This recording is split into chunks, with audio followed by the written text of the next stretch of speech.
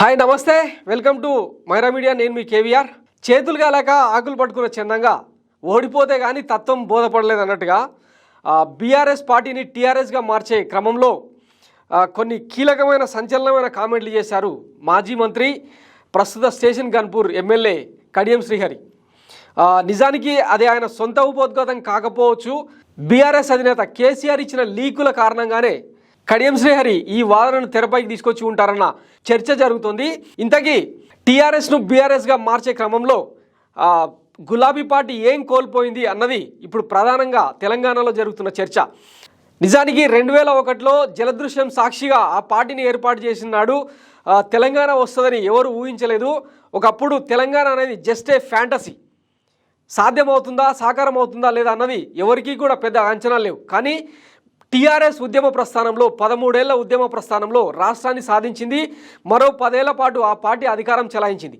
ఈ నేపథ్యంలో జాతీయ రాజకీయాలపై మనసుపడ్డ కేసీఆర్ టీఆర్ఎస్ను బీఆర్ఎస్ భారత రాష్ట్రీయ సమితిగా మార్చడం నిజానికి ఆ పార్టీ నేతలను అంటే గులాబీ దండుకే జీర్ణించుకోలేకపోయింది.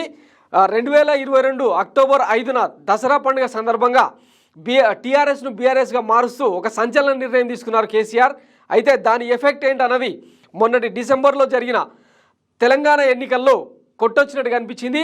అఫ్కోర్స్ అంటే ఆ ఓటమికి సంబంధించి బీఆర్ఎస్ నేతలు రకరకాల కారణాలు చెప్తుండొచ్చు కాక కేవలం 1.87%తో మాత్రమే అధికారాన్ని కోల్పోయినాం. సిట్టింగ్లను మార్చి ఉంటే మూడోసారి కూడా హ్యాట్రిక్ కొట్టే వాళ్ళమేమో. కొంతమంది ఎమ్మెల్యేలు రేగా కాంతారావు లాంటి వాళ్ళు బ్రాయిలర్ కోళ్ళలాగా బీఆర్ఎస్ కార్యకర్తలు మేపాం, కానీ వాళ్ళు ఎవరు సరిగా పనిచేయలేదని చెప్పి కొన్ని దిక్కుమాలిన కామెంట్ చేయడం కూడా క్షేత్రస్థాయిలో ఆ పార్టీని మరింత బలహీనం చేసే పరిస్థితులు కనిపిస్తున్నాయి. ఈ నేపథ్యంలో అంటే టంగ్ స్లిప్ అవుతున్న గులాబీ నేతల వైఖరి తీవ్ర చర్చనీయాంశం అవుతుంది. సో ఇవన్నింటినీ బేరీజ్ వేసుకునే క్రమంలో, స్క్రూటినీ చేసుకునే క్రమంలో గులాబీ అధినేత కేసీఆర్ మళ్ళీ ఆ పార్టీ విషయంలో, పార్టీ పేరు విషయంలో యూటర్న్ తీసుకున్నట్టు కనిపిస్తోంది. అందులో భాగంగానే నిన్న మహబూబాబాద్, వరంగల్ పార్లమెంట్ స్థానాలకు సంబంధించిన సన్నాహక సమావేశంలో కడియం శ్రీహరి ఈ వ్యాఖ్యలు చేయడం జరిగింది.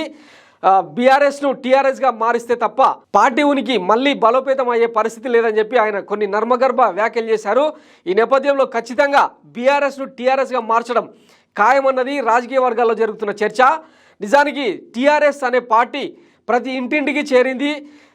తెలంగాణ పార్టీగా టీఆర్ఎస్ అంటే తెలంగాణ పార్టీగా ప్రజలు ఓన్ చేసుకున్నారు.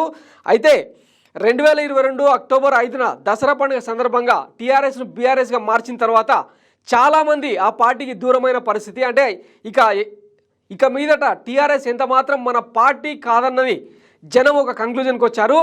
అఫ్కోర్స్ అంటే అవినీతి, అక్రమాలు, సిట్టింగ్ ఎమ్మెల్యేల అరాచకాలు వీటన్నిటిని పక్కన పెడితే టీఆర్ఎస్ను బీఆర్ఎస్గా మార్చిన ఒక ఫ్యాక్టర్ కూడా ప్రజల మీద తీవ్రమైన ఇంపాక్ట్ చూపించింది. నిజానికి సిట్టింగ్ ఎమ్మెల్యేలు, పై స్థాయి నాయకులు కూడా ఆ పార్టీ పేరును జనంలోకి తీసుకెళ్లడంలో వైఫల్యం చెందారు. భారతీయ రాష్ట్ర సమితి అనే పేరును రిజిస్టర్ చేయడానికి సంవత్సర కాలం కూడా ఉన్నా కూడా దాన్ని రిజిస్టర్ చేయలేకపోవడం ఆ పార్టీ నేతల వైఫల్యానికి నిదర్శనంగా మారింది. సో ఈ నేపథ్యంలో నేల విడిచి సాము చేసిన ఈ పరిస్థితిని రివ్యూ చేసుకున్నట్టుగా కనిపిస్తుంది. చూద్దాం మరి కేసీఆర్ బయటకు వచ్చిన తర్వాత దీనికి సంబంధించి. అంటే ఇప్పటికే తుంటి ఎముక గాయంతో ఆయన గత 4 వారాలుగా ఇంటికే పరిమితం అయ్యారు. పెద్దగా రాజకీయ భేటీలు కూడా ఆయన నిర్వహించట్లేదు. త్వరలోనే ఆయన బయటకు వచ్చి రాష్ట్ర ప్రజల తరఫున నిలబడతారు, మళ్ళీ కొట్లాడతారు, ఉద్యమ సింహంగా నిలబడతారని చెప్పి హరీష్ రావు చేసిన వ్యాఖ్యలు తొందరలోనే సాకారమయ్యే పరిస్థితి కనపడుతుంది.